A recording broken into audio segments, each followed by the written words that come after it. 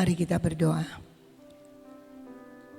Bapa di dalam surga, bersyukur setiap pagi Engkau memberikan embun pagimu kepada kami.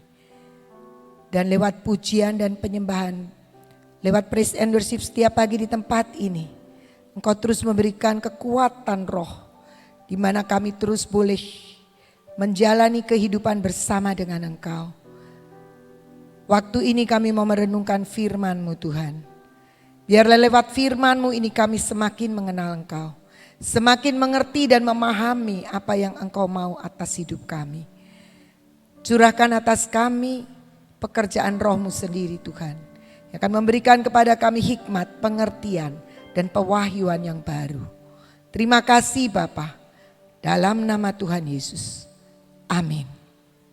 Shalom saudara-saudara, selamat pagi, selamat hari Sabtu, kita sudah masuk hari yang terakhir di minggu ini ya. Saya ingin mengajak kita sama-sama membuka dari Lukas 10 ayat 38 sampai 42. Ya, Lukas 10 ayat 38. Ini judul perikopnya itu adalah Maria dan Marta. Kita udah sering baca kali ya. Ketika Yesus dan murid-muridnya dalam perjalanan, tibalah ia di sebuah kampung. Seorang perempuan yang bernama Marta menerima dia di rumahnya. Perempuan itu mempunyai seorang saudara yang bernama Maria. Maria ini duduk dekat kaki Tuhan dan terus mendengarkan perkataannya. Sedang Marta sibuk sekali melayani.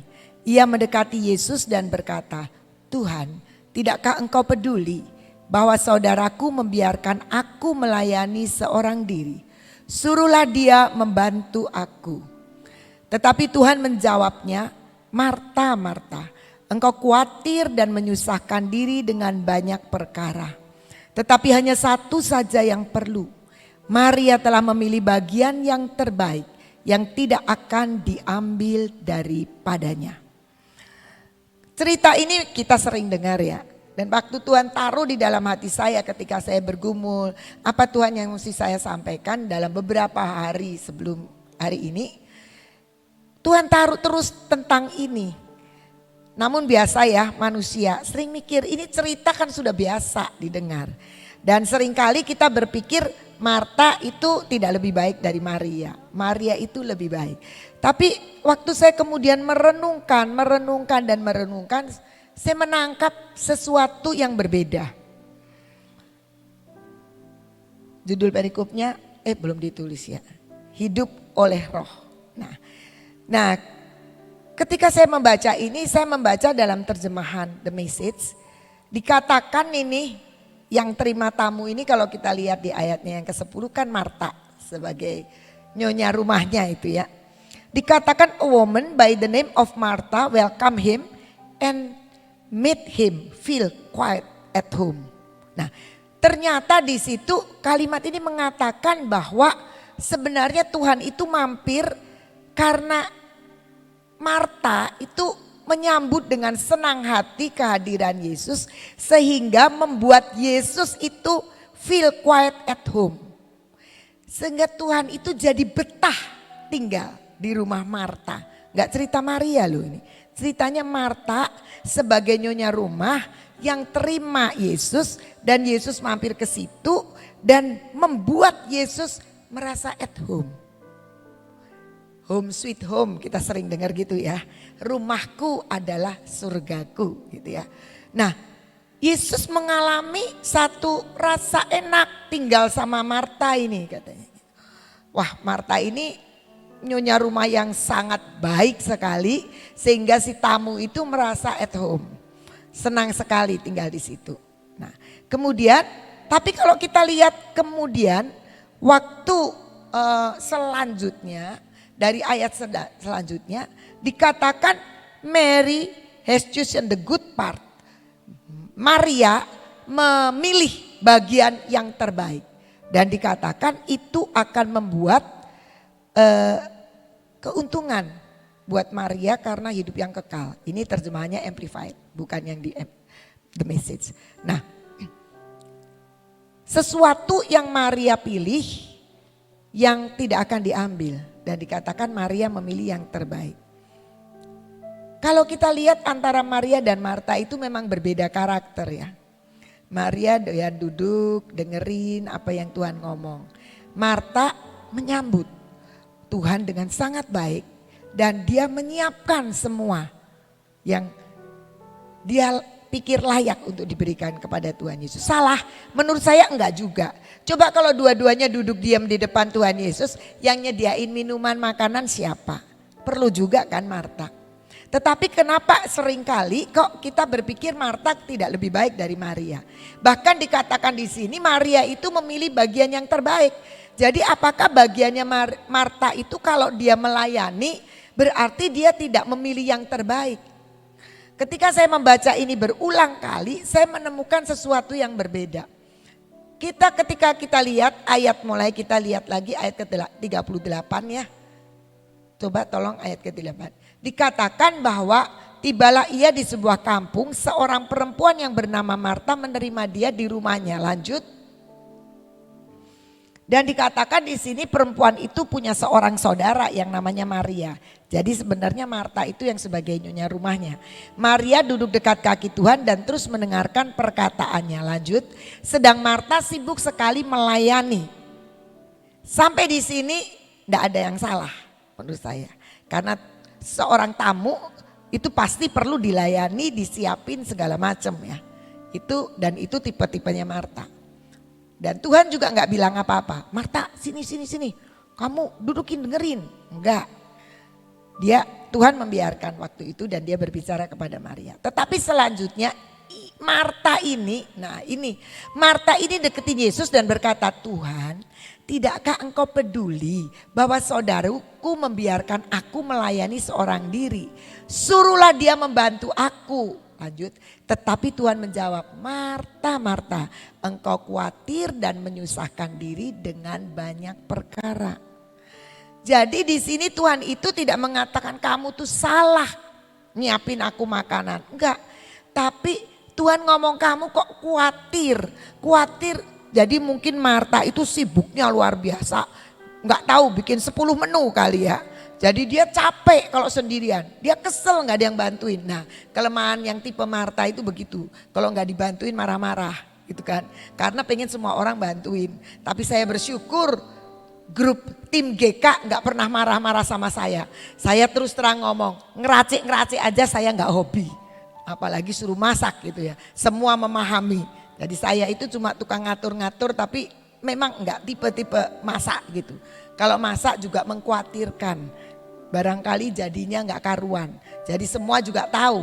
Nah gak ada Marta di GK itu gak ada yang begitu. Nah kesalahan Marta adalah khawatir. Menyusahkan diri dengan banyak perkara. Diawali dia melakukan semua yang baik. Sampai dikatakan Tuhan itu nyaman di rumahnya Marta. Feel at home dikatakan. Rumahnya Marta dan Maria ini jadi home sweet home. Jadi Tuhan itu senang awalnya begitu. Tapi ketika kemudian Marta mulai hatinya kesal karena nggak ada yang bantuin. Padahal salah sendiri kan kalau dia bikin menu 10 misalnya sendirian. Dia kesel dan dia lihat Maria kok duduk. Wah enak sekali. Aku gak ada yang bantuin. Nah dia mulai kesel. Dan Tuhan bilang, engkau menyusahkan diri dengan banyak perkara. Kamu melayani itu udah benar membuat aku nyaman. Tapi kenapa engkau khawatir dan menyusahkan diri dengan banyak perkara. Ketika saya merenungkan itu dan ada kalimat dikatakan bahwa yang dilakukan Maria itu good part. Bagian yang terbaik. Yang tidak akan diambil daripadanya. Apakah berarti semua orang harus cuma duduk diam dengerin firman? Itu yang terbaik. Menurut saya tidak. Semua orang punya bagiannya. Tapi tetap mendengar firman Tuhan itu harus. Cuma ada yang memang punya kebetahan yang luar biasa untuk duduk diam, untuk mendengar. Ada yang istilahnya orang Cirebon tuh unjal ya. Jadi senengnya ke sana ke sini, tapi tetap tidak boleh melewati untuk baca firman.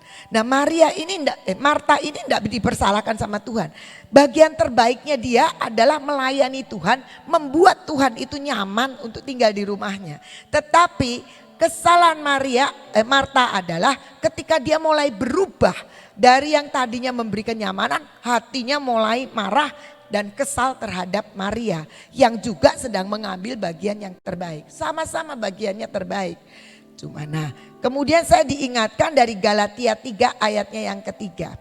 Mari kita buka Galatia 3 ayat 3. Dikatakan demikian, adakah kamu sebodoh itu? Kamu telah memulai dengan roh, maukah kamu sekarang mengakhirinya di dalam daging? Ini yang sebenarnya terjadi dalam kehidupan Marta. Bukan salah Marta ketika dia melayani dan menyediakan makanan buat Yesus. Yang salah adalah dia mengawali dengan menyiapkan segala sesuatu karena pekerjaan roh yang ditaruh di dalam diri Marta, sehingga dia bisa memberikan sebuah kebetahan, kenyamanan buat Yesus ada di rumahnya. Tetapi dalam perjalanan apa yang dilakukan Marta, dia berubah, mulai hidup di dalam dagingnya. Dagingnya itu kemarahan, kekesalan, kekhawatiran, kejengkelan. Dan itu yang membuat Tuhan menegur Marta. Jadi bukan karena Marta melayani Tuhan nyiapin makanan itu. Yang saya dapatkan adalah karena Marta berubah dari pekerjaan roh mengawalinya ketika Yesus datang, kemudian berpindah kepada kedagingannya, kesel, khawatir, marah, iri, ya segala macam yang dari daging itu. Jadi kita bisa melihat di sini Paulus mengingatkan, kamu jangan bodoh. Kalau kamu sudah memulai dengan roh, jangan kamu mengakhiri segala sesuatu dengan daging. Banyak orang seperti itu, awalnya waduh karena dipimpin Tuhan, karena merasa Tuhan panggil dia. Tapi dalam perjalanan hidup dalam rencana Tuhan mulai ada daging yang keluar. Nah, kita lihat dari Galatia 5 ayat 16 dan 17. Galatia 5. Maksudku ialah hiduplah oleh roh, maka kamu tidak akan menuruti keinginan daging. Sebab keinginan daging berlawanan dengan keinginan roh, dan keinginan roh berlawanan dengan keinginan daging. Karena keduanya bertentangan, sehingga kamu setiap kali tidak melakukan apa yang kamu kehendaki. Jadi di sini dikatakan karena itu kita hidupnya, ayat 16 ya, kembali ayat 16 dari Galatia ini. Hiduplah oleh roh. Karena kita tidak pernah bisa hidup roh dan daging bareng-bareng, gak bisa. Kita dipimpin oleh roh, kita hidup oleh roh, maka menghasilkan apa yang Tuhan kehendaki, yaitu pekerjaan roh dan pekerjaan Tuhan sendiri. Tapi kita sering kali sudah ngawalinya baik, di tengah jalan kita kesel, kita marah, kita capek, kita menuntut orang lain, dan ya banyak keinginan daging itu. Boleh dibaca di Galatia nanti banyak tentang keinginan daging. Dan dikatakan keinginan daging itu memang berlawanan, bertentangan dengan keinginan roh. Saya ingin membuat sebuah kesaksian dari hidup saya sendiri dalam beberapa waktu ini. Sejak mengakhiri tahun 2019, masuk tahun 2020, saya itu berdoa sama Tuhan begini. Tuhan, minta ya Tuhan, mulai tahun 2020 ini sekolah terang bangsa enggak defisit lagi. Tiap pagi saya deklarasi, minta jangan defisit. Defisit. Sampai sekarang tahun berapa? 2021. Sampai bulan Agustus kemarin tetap defisit. Tetap selalu tiap bulan, akhir bulan itu minta. Walaupun saya tahu ya Tuhan itu menolong terus. Jadi satu ketika saya merenung-renung ya di akhir Agustus itu mendekat menjelang kekurangan itu ya. Wong kalau kurang itu kadang-kadang puluhan juta, kadang-kadang di atas 100 juta, bayangin aja. Jadi saya itu kalau sudah akhir bulan ini sebenarnya deg-degan sama sedikit ya tanda petik lah stres, itu keinginan daging. Jadi saya itu satu ketika satu malam itu saya tidur-tiduran sambil mikir. mikir begini. Sekolah ini nggak defisit itu kalau rata-rata uang sekolah berapa ya dengan 700 murid lebih. Terus saya pikir hitungan-hitungan sendiri aja, nggak ngitung pakai kertas hitungan sendiri. Berarti uang sekolahnya paling tidak rata-rata 500 sampai 600 ribu per anak. Sedangkan ada uang sekolah yang masih di bawah 200. Tapi nggak banyak sih. 250, 300 itu nganyang terus orang Cirebon tuh. Apalagi pandemi menjadi sebuah alasan untuk tidak mau dinaikkan. Ya tidak semua sih ada tapi banyak. Minta turun nggak mau naik sampai tak lihat selalu kondisi dari tahun 2019 2020 nggak mau naik ya udah maklum. Masa 2021 nggak mau naik lagi gitu ya, guru aja naik. Nah jadi kadang-kadang tuh keinginan seperti itu. Kemudian aduh Tuhan, dongkraknya susah ya kalau dibikin rata-rata begitu. Saya berdoa, Tuhan saya bilang gitu, Tuhan saya itu udah minta kan dari tahun 2020, dikabulkan gitu. Terus tiba-tiba Roh Kudus bilang begini, kalau tidak defisit gak ada aku. Mau ada aku atau mau tidak ada aku. Ya betul, kalau sudah defisit saya sih, kalau nggak defisit saya nggak doa lagi. Wis ketutup, ngapain gitu ya kan. Seperti di negara tetangga dulu saya beberapa puluh tahun jadi pengurus tinggal buka cek tanda tangan selesai. Nggak seperti sekarang di Terang Bangsa. Mau ada aku atau nggak ada aku. Tek aja saya. Bukankah selama 9 tahun sekian bulan sekolah ini berdiri, belum pernah guru tidak dibayar. Selalu dibayar. Tepat waktu. Dari mana? Ya pasti karena ada Tuhan. Nah Tuhan bilang mau ada aku atau mau gak ada aku. Kalau kamu nutup bisa ke cover berarti tidak ada aku. Lah ya saya gak mau gak ada Tuhan. Wah langsung saya sadar. Nah ketika saya merenungkan keinginan-keinginan saya teringat ini. Mengawali sekolah dengan roh. Tapi saya mau mengakhiri pakai daging. Artinya memang sekolah Terang Bangsa bukan mau terakhir. Tapi mau mulai nyebrang ke daging. Enak Tuhan kalau ketutup semua. Wis gak mikirin. Wah udah tenang pokoknya kalau akhir bulan ya tinggal bayar guru aja. Kalau sekarang wah macam-macam Tuhan nolong dengan cara yang macam-macam. Tuhan punya jalan untuk menolong kita. Tuhan punya cara untuk menolong kita. Nah di situ sering kali kita juga seperti itu. Mengawilnya hebat mengawalinya karena roh, karena firman maka sekolah itu jadi. Tapi jangan dibelokkan. Terus saya diingat temanya. Compassion, commitment, sacrifice, di mana itu semua? Saya bilang, aduh Tuhan ampuni saya Tuhan. Oh kamu itu selalu ada loh di sekolahan ini. Selalu menolong, selalu turun tangan, selalu menjawab seruan. Nggak pernah tidak ada Tuhan di sepanjang sekolah ini.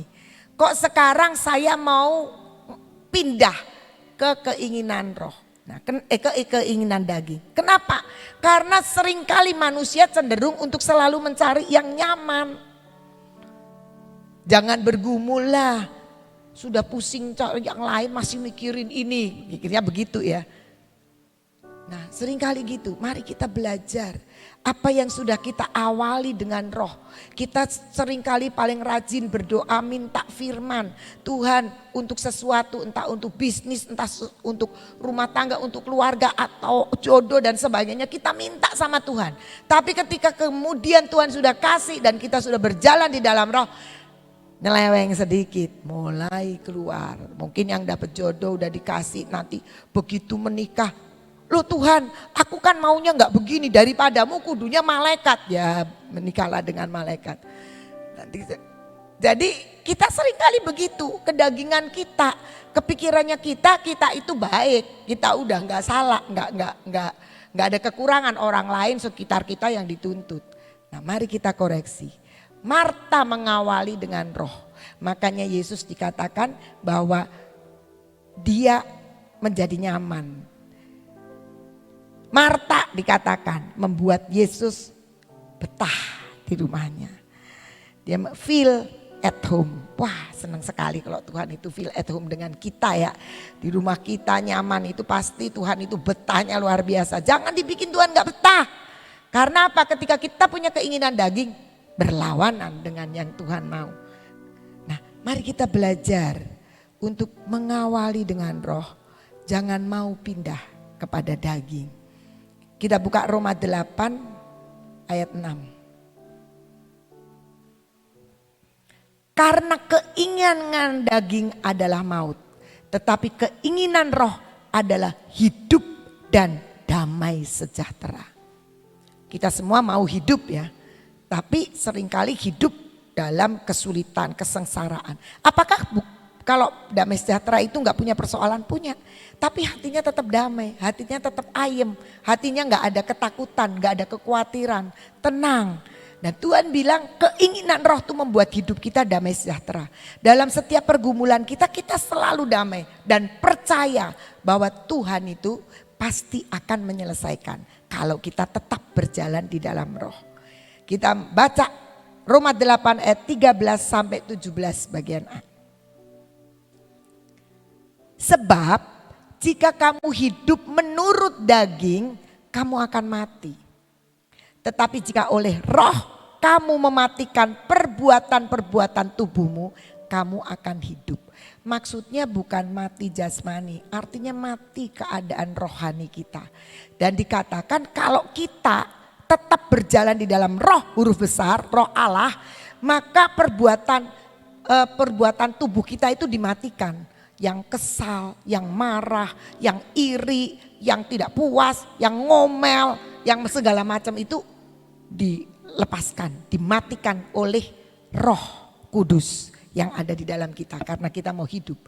Dan semua orang yang dipimpin Roh Allah itu adalah anak Allah. Waduh, saudara jangan ngaku anak Allah kalau saudara memimpin hidupnya dengan daging.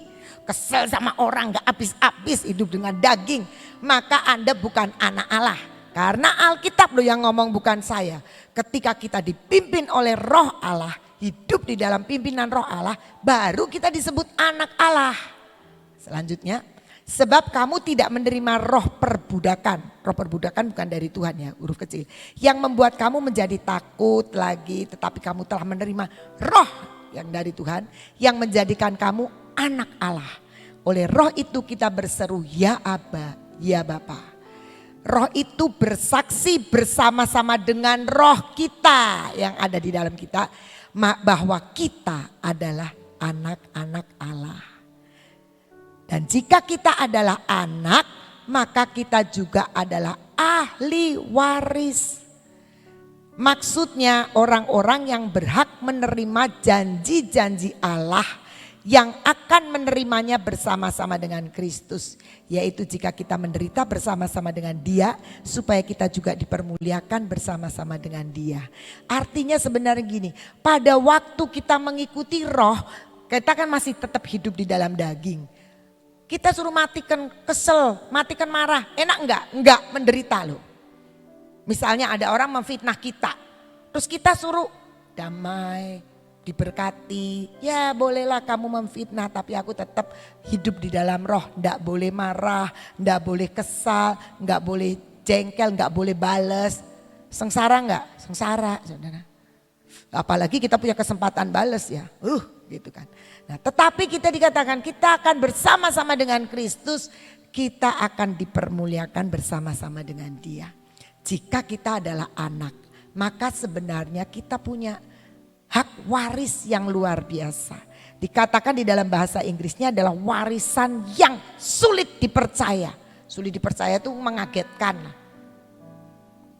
Jadi warisan yang luar biasa, yaitu janji Allah. Janji Allah itu selalu luar biasa.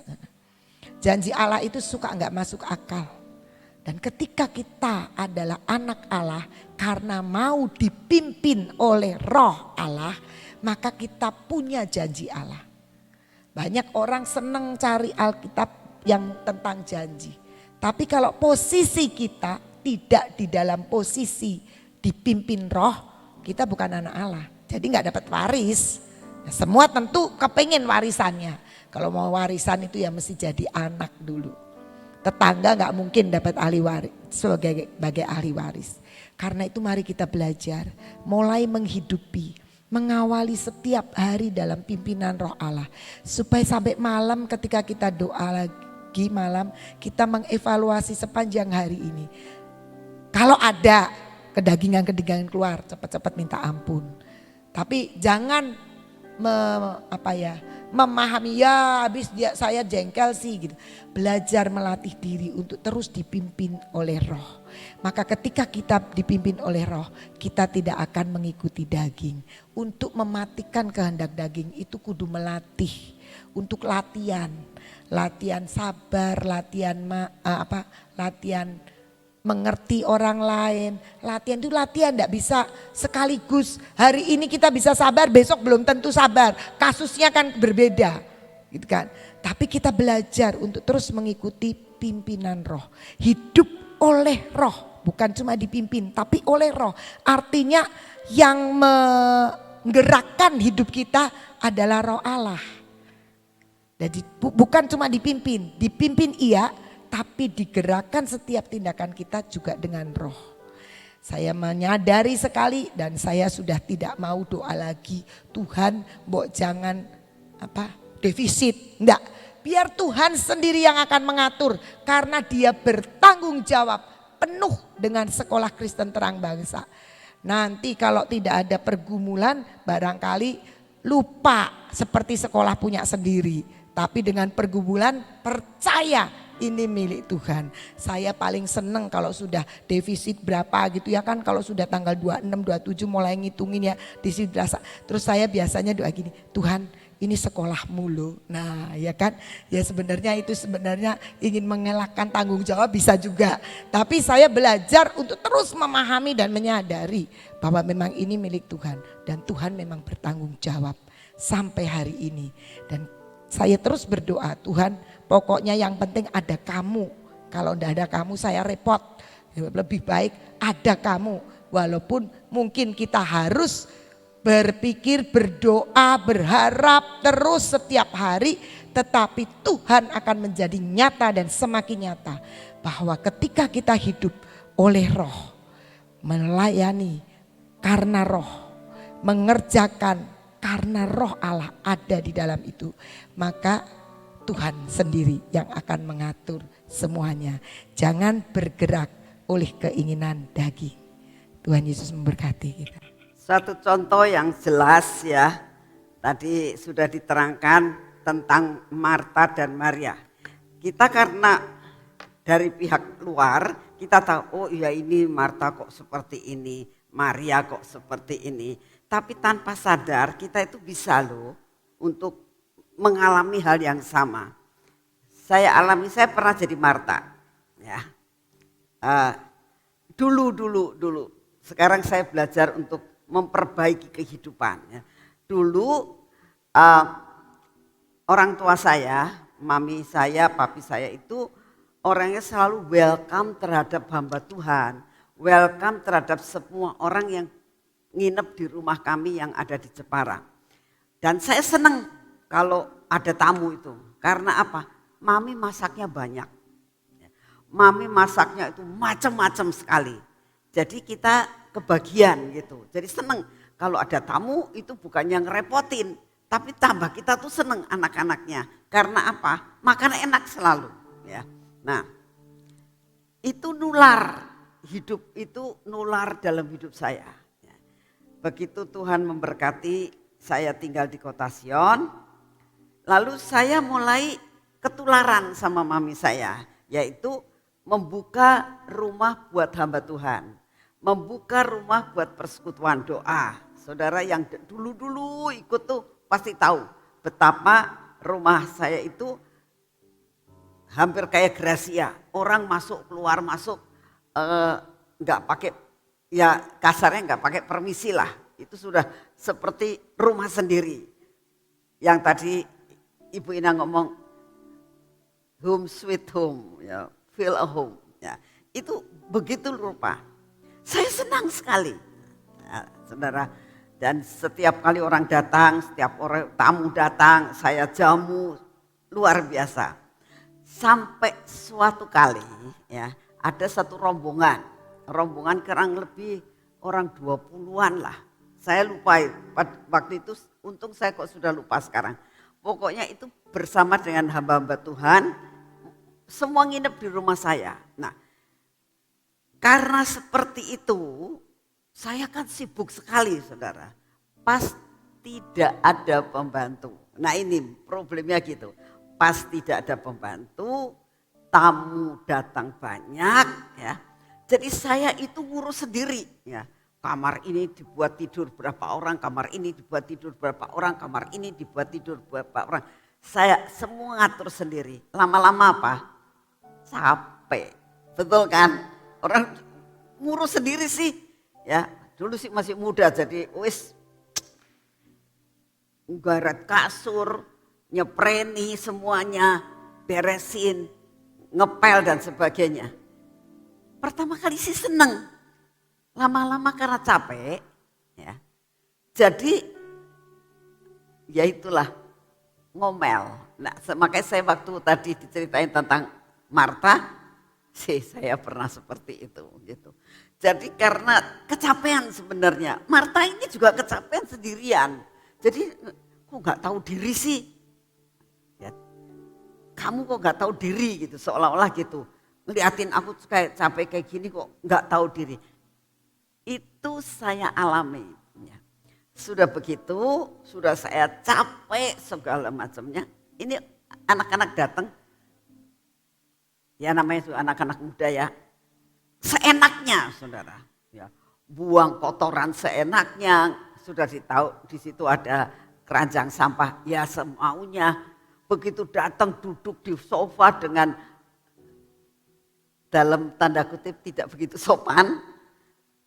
Itu saya bisa marah loh, tapi saya nggak marah mereka. Gerutu, bocahku ya nggak ngerti aturan, gitu di rumah orang seenaknya. Saya tuh, tapi gerutu nih, gerutu, nggak ngomong sayanya. Terus, jadi muka saya kan cemberut toh, sampai hamba Tuhannya negur saya, ibu capek ya, gitu. Enggak pak, bohong nggak capek, sebenarnya capek. Saya rada sadar, wah kayaknya muka saya ini nggak welcome banget sama tamu. Selesai semuanya beres, malamnya ini selesai kebaktian kan terus di rumah. Jadi otomatis saya sudah siapin juga makanan, minuman, snack itu semua. Malamnya jamu makan lagi, udah selesai semua, saya istirahat tidur. Capek banget. Nah, tiba-tiba Tuhan ngomong begini, kamu itu memulai segala sesuatu di dalam roh, kenapa kamu mengakhiri nantinya dalam daging? Dek sayanya, ya Tuhan ampuni saya. Ampuni saya Tuhan, karena saya itu menghakimi, saya bilang. Saya ngelihat tamunya ini gak kooperatif dengan saya. Ya itu kan gak benar gitu. Katanya mau melayani. Ya Tuhan. Nah, saudara tahu, kadang-kadang kalau sudah capek, nggak ada yang nemen, nggak ada yang bantuin, itu suka bisa begitu. Ya. Saya lihat kadang-kadang di GK, ada yang kerjanya benar-benar, ada yang jalan-jalan gitu ya. Saya pikir kan sepertinya tidak kooperatif. Tapi saya bersyukur ngomel, tapi mungkin gak sampai di hati. Saya tahu ada berapa ngomel, datangi siang baik gitu ya. Kitanya pagi-pagi sudah kerja begini, yang itu kerja datangi siang, yang ini gini. Saya bilang, nih, yang begini, ini kenapa? Karena dia terlalu pagi-pagi udah datang, yang lain tidak gitu. Nah, sering kali ya, saya harap semua anggota GK mulai bertobat. Ya. Jadi benar-benar kalau mau datangnya siang, mau datangnya pagi, sudah yang bisa berkooperatif dengan baik. Ya. Demikian juga semuanya tim multimedia. Saya juga berharap jangan saling menghakimi orang lain. Aku bisa datang pagi, aku akan datang pagi. Ya. Nanti lama-lama yang datang siang juga akan merasa, iya ya aku gak enak ya. Yang lain datang pagi. Ya. Nanti Tuhan sendiri yang akan mengatur. Belajar sungguh-sungguh kita sebagai anak-anak Tuhan. Jangan kita mulai dengan roh dan kita akhiri dengan daging. Ya. Ini pengalaman saya. Dan sesudah itu mulai hal ini terus berjalan. Sejak saat itu saya mulai, Tuhan, aku mau memulai segala sesuatu di dalam roh dan diakhiri dengan roh. Jadi sejak saat itu saya tidak mau berbuat lagi. Mau ada tamu banyak, mau ada tamu sedikit, tetap belajar untuk pasang mulut dan senyum terhadap setiap orang. Karena sekarang begini, kalau kamu ke rumahnya orang, yang punya rumah mukanya cemberut kerang gak enak. Betul gak? Ya, belajar. Makanya di sini juga welcome untuk rumah Tuhan ini. Supaya benar-benar orang itu merasakan benar-benar home sweet home untuk keluarga Gracia di tempat ini. Saudara, saya percaya Tuhan itu akan menyediakan segala sesuatu. Ibu Ina setiap bulan terus selalu bergumul tentang kekurangan. Tapi saya percaya Tuhan itu cukupkan. Nah, saya juga mau bersaksi tentang apa yang kita sediakan. Saudara tahu bahwa kita hari tanggal 7 itu kan kita mau mengadakan Rosasanah.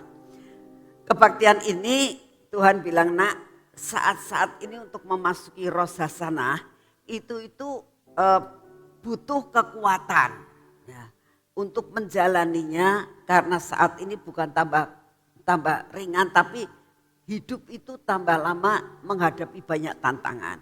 Itu perlu kekuatan.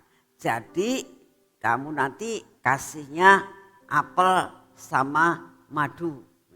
Nah, saya bilang, Tuhan, saya percaya kau sediakan. Saudara tahu, madu itu bukan beli, tapi kiriman dari surga. Ya. Dan sudah kira-kira hampir seminggu, tidak sekali, itu di taman madunya keluar. Jadi secara manusia saya berpikir, ini cukup gak ya? Nanti buat membagi akan madu itu. Ya. Sudah. Tapi saya percaya Tuhan, engkau yang nyuruh, engkau yang menyediakan. Engkau yang menyuruh, engkau yang menyediakan. Ya.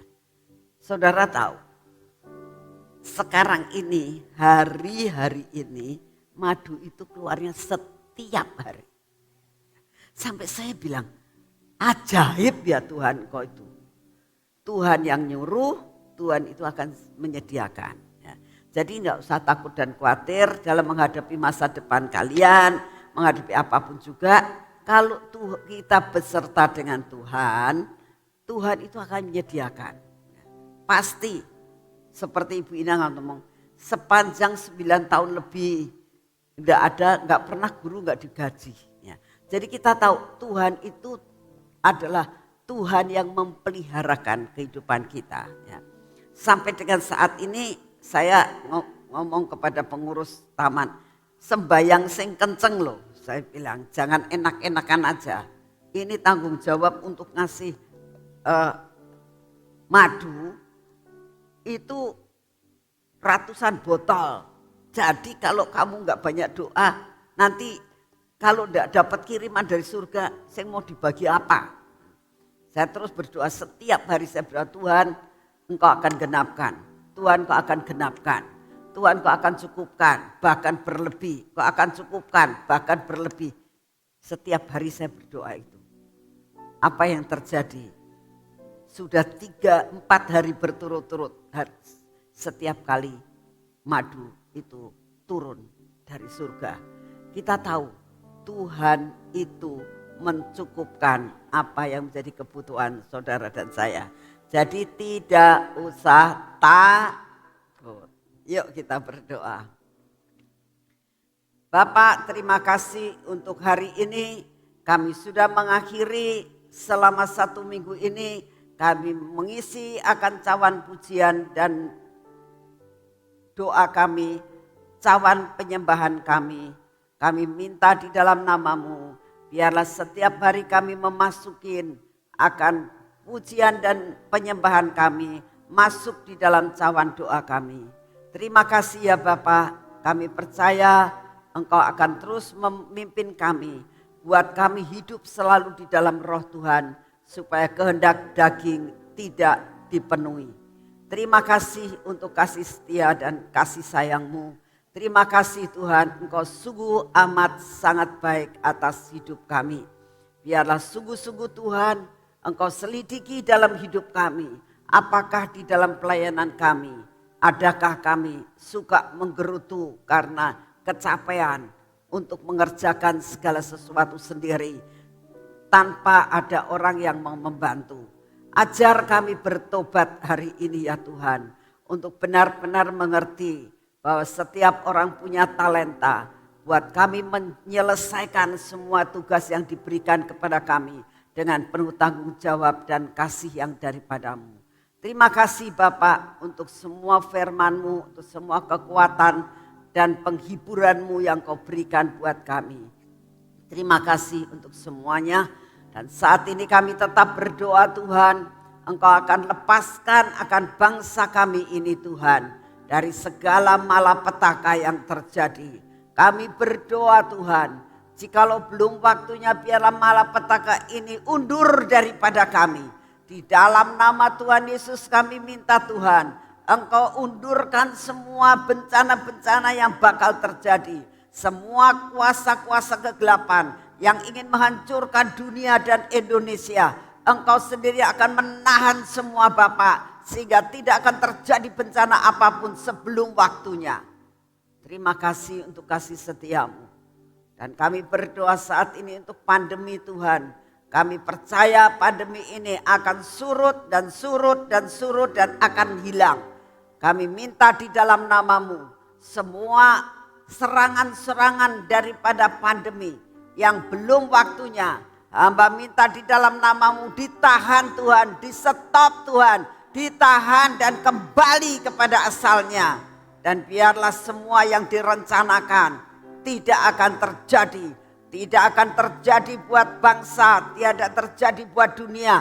Kami percaya Tuhan, kuasa kegelapan yang ingin menghancurkan akan semuanya, Engkau tahan Tuhan, Engkau batalkan semua di dalam nama Tuhan Yesus. Kami percaya Tuhan, bahwa Engkaulah yang mengalami kemenangan. Engkaulah superhero kami Tuhan. Terima kasih untuk kasih setia-Mu. Kami bersyukur punya Bapa seperti Engkau, yang selalu mencukupkan apa yang menjadi kekurangan kami. Terima kasih Bapak, Engkau sungguh amat sangat baik atas hidup kami. Terima kasih untuk semuanya, terima kasih untuk kasih-Mu, terima kasih untuk semua dan semuanya. Dalam nama Tuhan Yesus, mari kita masuk dalam pengurapan.